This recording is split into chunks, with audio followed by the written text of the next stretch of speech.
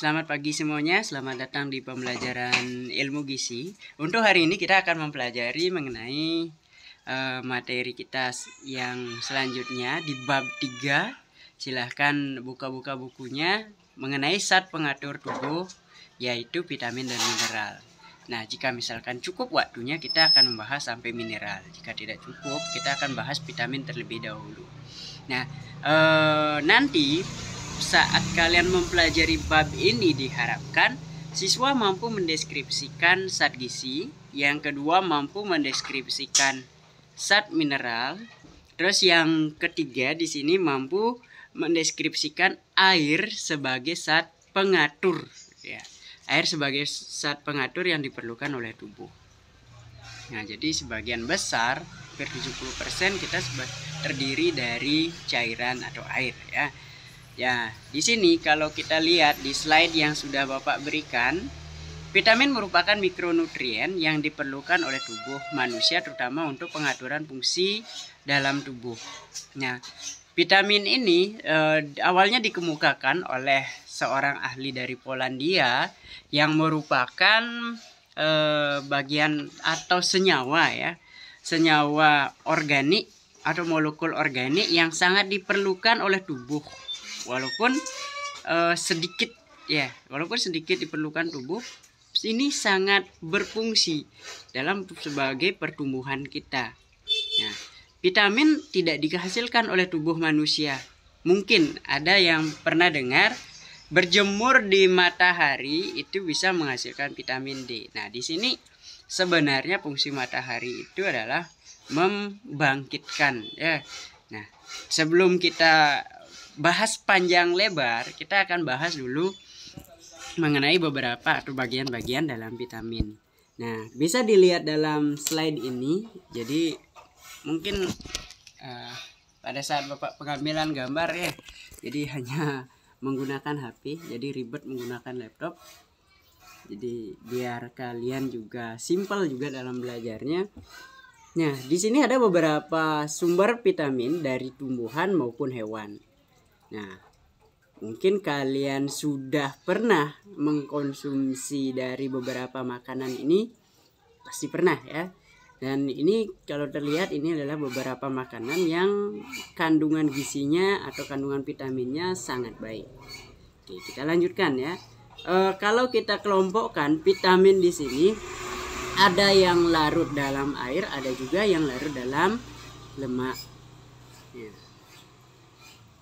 Larut dalam lemak. Jadi kenapa, ya? Seperti pepatah, air dan minyak tidak bisa bersatu. Mungkin itu pepatahnya, ya. Jadi kita kelompokkan saja.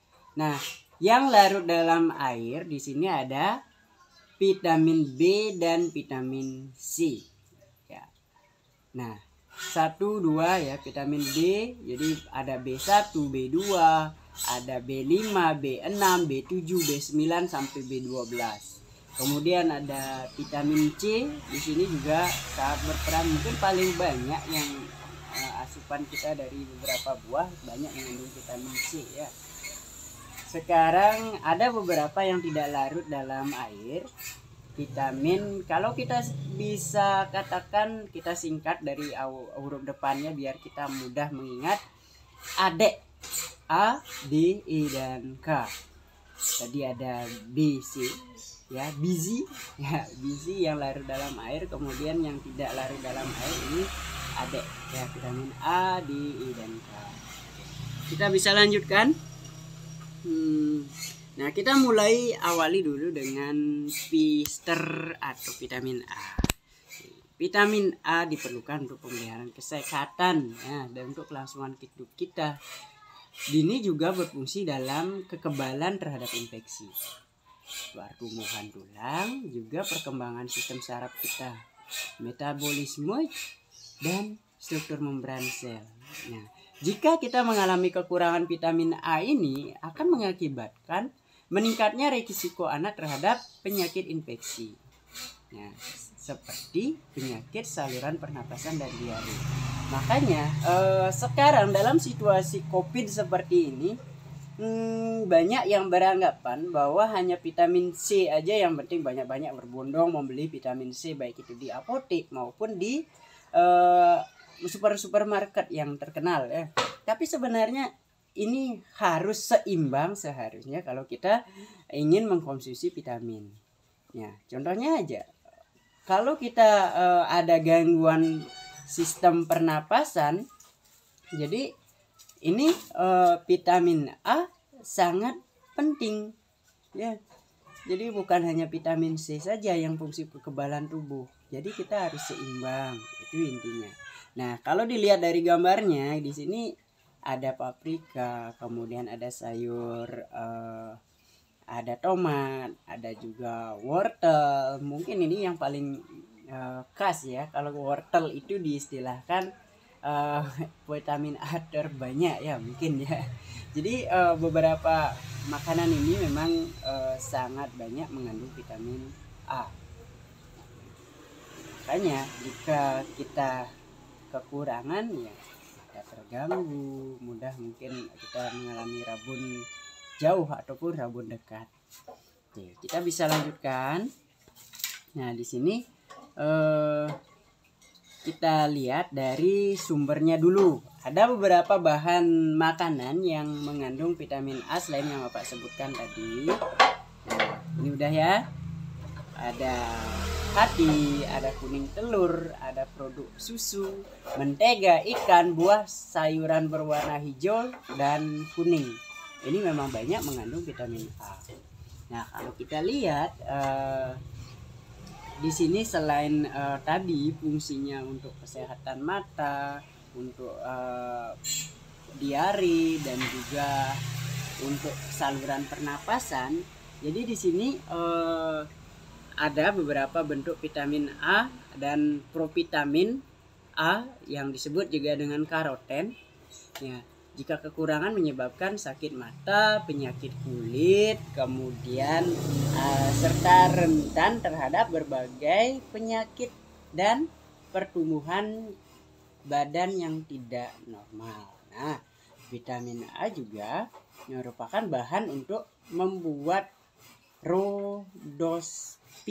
Nah, yang diperlukan dalam proses penglihatan. Jadi kalau kita membeli vitamin A yang di apotek atau yang diberikan dokter, ini bahan yang banyak mengandung rhodopsin agar mampu untuk meningkatkan atau memperbaiki syaraf-syaraf penglihatan. Nah, juga di sini juga berperan sebagai pemeliharaan jaringan pelipis dan membantu proses pertumbuhan tubuh.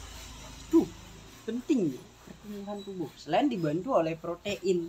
Jadi ini Mister Vitamin ini membantu kinerja ya. Jadi memproses bisa tubuh kita mencerna dengan baik. Nah, vitamin A dalam makanan ya seperti yang tadi Bapak sebutkan ya. Tadi ada karoten ya, banyak mengandung terdapat pada sayuran hijau dan kuning. Nah, jadi pada umumnya vitamin A ini stabil terhadap panas, asam dan alkali. Tetapi di sini vitamin A ini mempunyai sifat yang sangat mudah teroksidasi oleh udara dan akan rusak bila dipanaskan dalam suhu terlalu tinggi. Makanya jika kita memasak sayur-sayuran itu usahakan suhunya terjaga. Jadi walaupun tidak terlalu tinggi tapi bisa dimasak dengan yang agak lebih lama ya. Ini untuk membantu agar Mister Vitamin ini tidak rusak kandungannya saat dimasak. Nah, di sini kalau kita melihat dari beberapa kadar vitamin A dari berbagai jenis makanan, kita kelompokkan ada yang terbanyak ya. Jadi 3 urutan terbesar ya. Minyak ikan, kemudian ada minyak hati, ikan hiu, kemudian ada hati sapi. Dan juga di sini ada daun kelor. Nah, kalau tumbuhan di sini daun kelor sangat banyak. Kalau mungkin di masyarakat tersendiri daun kelor itu sebagai pengusir katanya yang berbau jahat ya, mesti lihat setan dan lain sebagainya. Ya, jadi kalau di sini dalam kandungannya banyak mengandung vitamin A. Jadi jangan remehkan si kecil, daun yang kecil itu. Manfaatnya luar biasa ya, bukan binasa. Jadi ada beberapa yang sangat banyak kandungannya dalam daun kelor. Kemudian kalau di tumbuhan ya, kalau di tumbuhan ada umbi rambat merah, kemudian ada daun katuk. Nah, daun katuk jangan istilahnya ya, daun katuk ini kalau di Bali ya, daun kayu manis ya, daun kayu manis. Jangan salah persepsi ya, jangan sampai mengambang pikirannya. Oke, kita bisa dilanjutkan. Kemudian di sini ada vitamin ya, vitamin A. Jadi bisa dilihat vitamin A comes from animal source, egg, meat, and dairy products. Dairy product. Jadi di sini udah ya dari beberapa sumber dari untuk kandungan dari vitamin A tersebut. Nah, kalau kita mengalami kekurangan vitamin A seperti yang Bapak jelaskan tadi, selain itu ada juga beberapa yang disebabkan karena kekurangan vitamin A nih. Misalkan ya, gangguan penglihatan, tadi ada rabun dekat, ada rabun jauh, kemudian mungkin belekan ya. Jadi kita harus lengkap ya. Rabun senja atau untuk penyakit rabun senja ini bisa juga disebut dengan penyakit hemeralopi ya. Kemudian di sini kalau sel-sel epitel di sini mengeluarkan keratin, sel membran akan kering dalam dan mengeras. Nah, keadaan tersebut dikenal dengan istilah keratinisasi. Bisa? Keratinisasi. Keadaan tersebut bila berlanjut akan menyebabkan penyakit seroplalmia. Nah, bila terjadi kekurangan ini, jadi pertumbuhan kita bisa akan terganggu ya. Mulai anak-anak akan menjadi rabun ya, bisa menjadi rabun senja. Kalau kita setelah ada peralihan antara sore ke malam itu nanti akan bahaya, sama sekali tidak bisa melihat. Ya. Terus ada kerusakan pada jaringan epitel. Nah, menyebabkan perubahan jaringan pelapis epitel. Di sini jaringan epitel akan menjadi keras karena adanya sel tanduk. Nah, untuk selanjutnya dalam gangguan pertumbuhan tubuh diantaranya adalah pertumbuhan tulang akan terganggu, akan sulit mencerna kalsium dan zat kapur.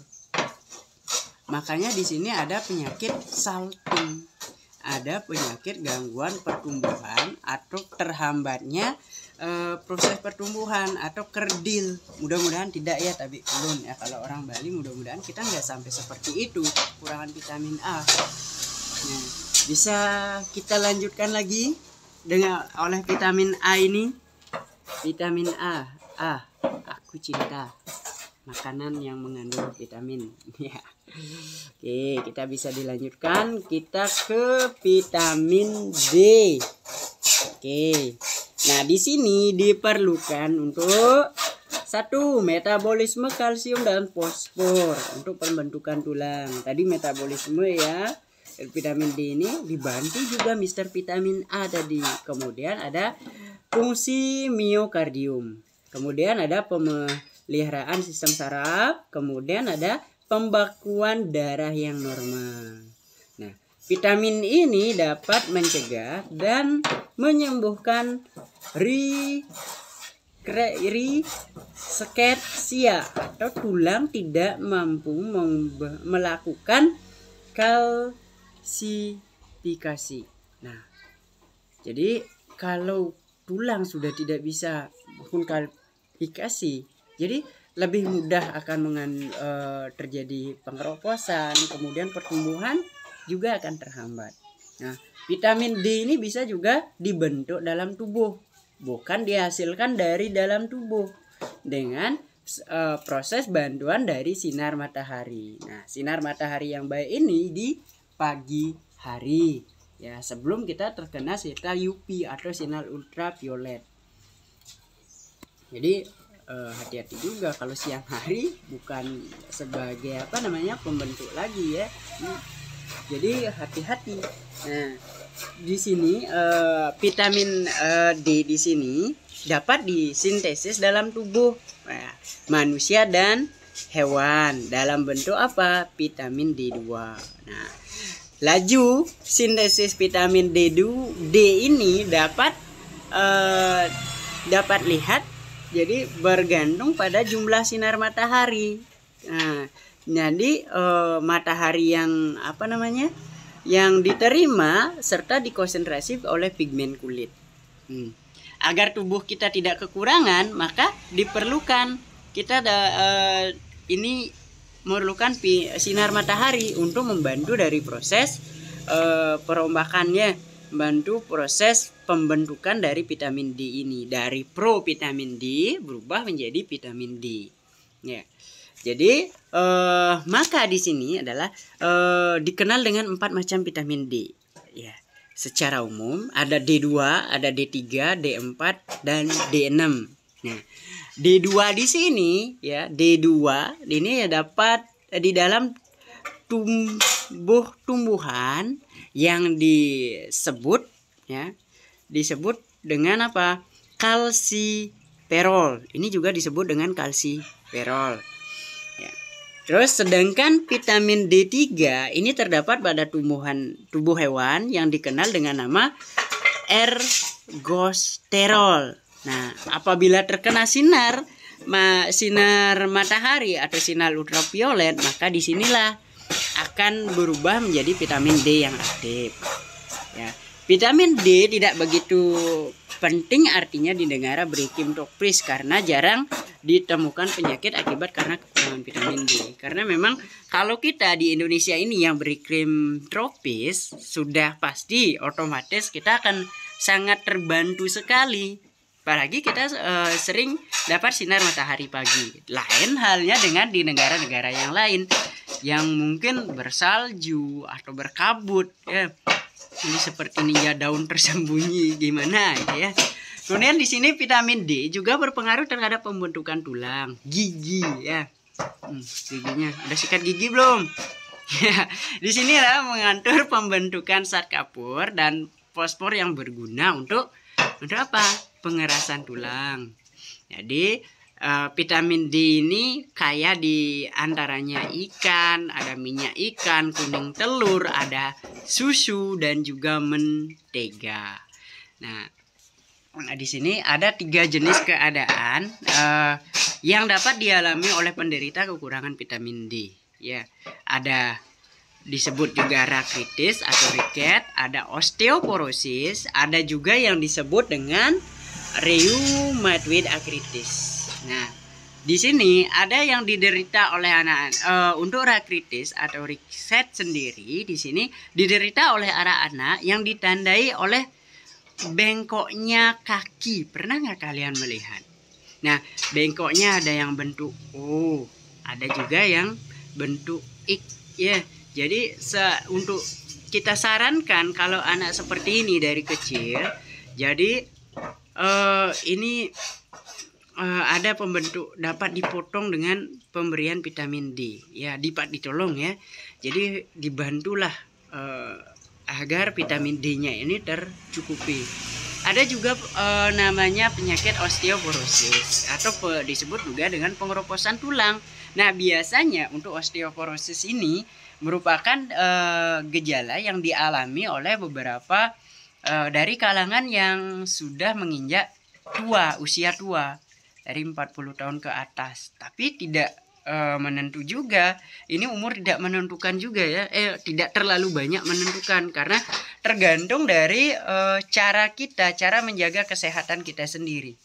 Nah, kalau kita sekarang mungkin untuk mengurangi, membantu dari penyakit osteoporosis ini sudah ada susu Anlin atau susu yang lainnya yang banyak sekarang dijual di supermarket atau minimarket, tentang susu yang bisa membantu mengurangi efek dari pengeroposan tulang.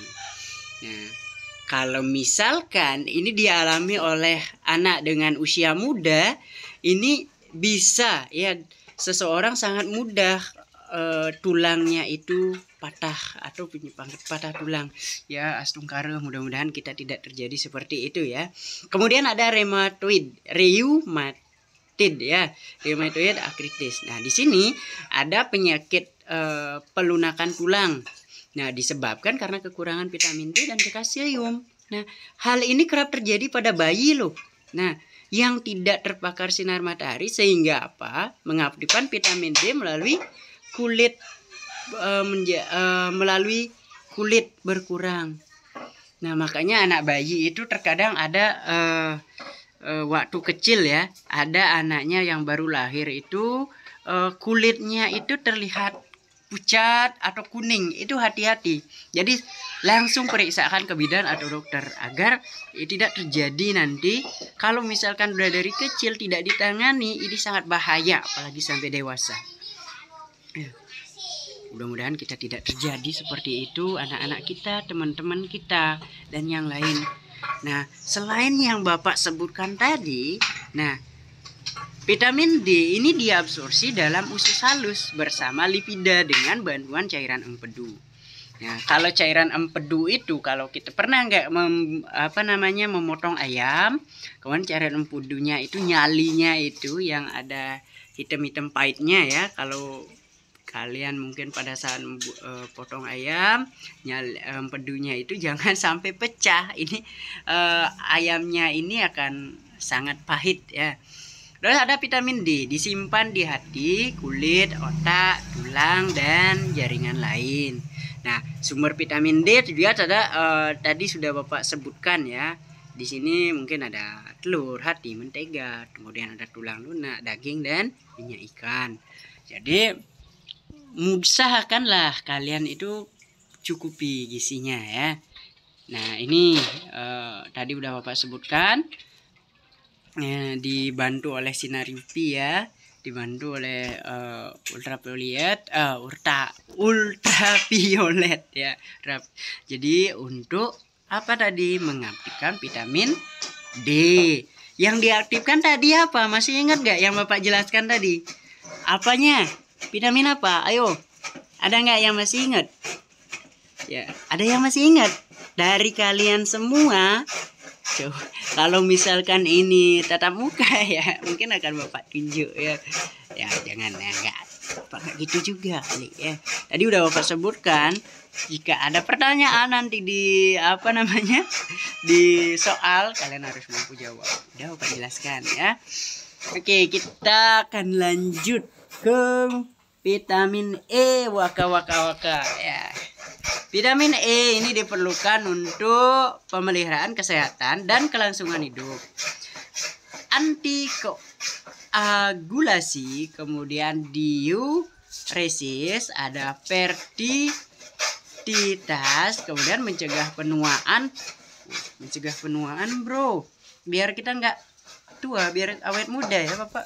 Bapak umurnya sudah 50 tahun tapi masih kelihatan 17 tahun ya. Ya bercanda ya. Jadi banyaklah mengkonsumsi vitamin E biar kita masih terlihat awet muda. Bukan ya, Bapak bercanda tadi ya. Kemudian pemeliharaan kesehatan dan kelangsungan hidup. Nah, kemudian ada pemeliharaan otot. Pemeliharaan otot ya. Otot Bapak yang kecil enggak? Ya, pemeliharaan otot dan membran sel saraf untuk mengurangi kolesterol. Nah, bahan makanan sumber vitamin E.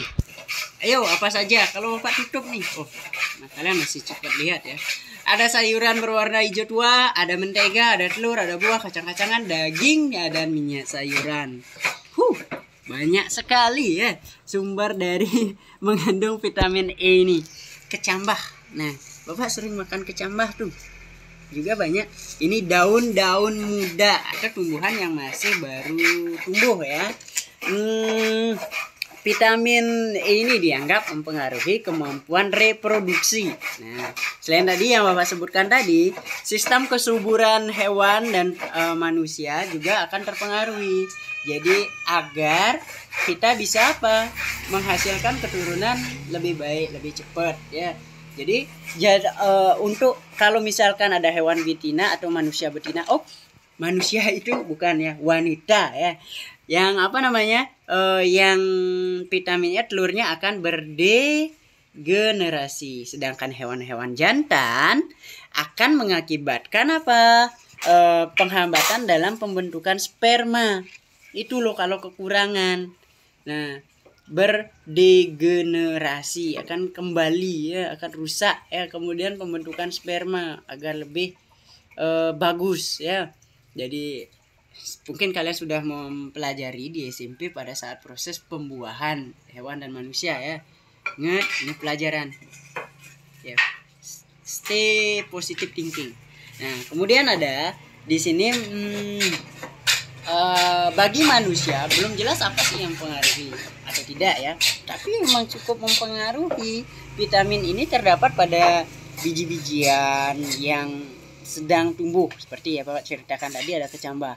Kemudian sumber vitamin E juga terdapat pada beras tumbuh, ada daging, susu, mentega serta gandum ya, gandum. Dan di sini ya tadi akibat menghambat penuaan, jadi meremajakan kulit kita biar kinclong ya. Selain kita dibantu oleh make up atau kosmetik, tapi biar kinclong juga di sini ya. Nah, di sini manusia membutuhkan vitamin E yang sedang biasanya telah dapat mencukupi dari makanan sehari-hari. Biasanya sih udah cukup kalau kita makan sayuran.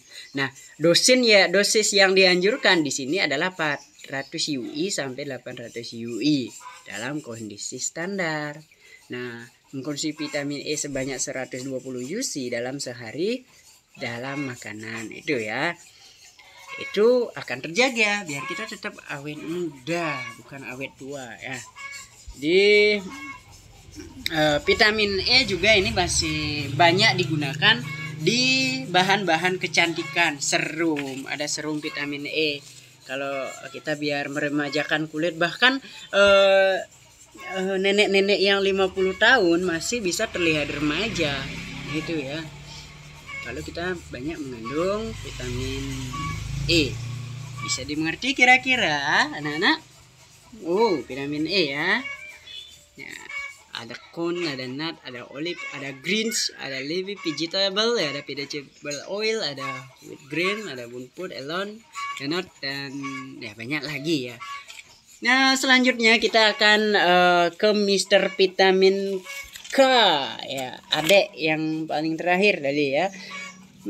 Vitamin K juga disebut vitamin koagulasi. Bisa diulangi lagi? Koagulasi. Bisa diulangi? Yuk, diulangi. Tunjuk nih. Nah, jadi vitamin ini ditemukan sebagai senyawa yang dapat mencegah terjadinya pendarahan parah pada hewan. Dulu sih ayam katanya ya. Vitamin K ini mendorong terjadinya apa? Penggumpalan darah secara normal. Jika kita luka, tergores, jadi kita keluarkan aja darahnya atau diamkan. Nanti lama-kelamaan ya, beberapa menit kemudian akan kering sendiri atau membeku tersendiri. Nah, inilah fungsi dari Mr. Vitamin K ini. Vitamin K penting ya. Jadi ini untuk apa ya? Pembekuan darah tadi ya. Di sini adalah pembentukan namanya protrombin ya. Nah, vitamin ini mempengaruhi pembentukan protrombin dalam hati. Jika kekurangan vitamin ini, maka protrombin dalam darah akan berkurang. Jika terjadi luka ya akan terjadi pendarahan yang tiada henti. Hati-hati ya. Jadi harus ditutup.